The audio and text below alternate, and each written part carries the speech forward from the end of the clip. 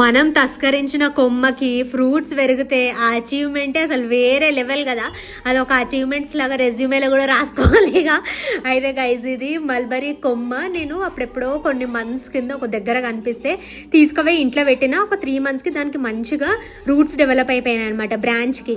ఆ తర్వాత రూట్స్ని ఇట్లా రూట్ ఓవర్ రాక్ కాన్సెప్ట్ లాగా ఈ స్టోన్ పెట్టేసి దానిపైన ఈ ప్లాంట్ని మౌంట్ చేద్దామని చెప్పేసి నేను ఏం చేసిన, మంచిగా రూట్స్ అన్నీ ఆ రాయికి స్ప్రెడ్ చేసి పెట్టినా.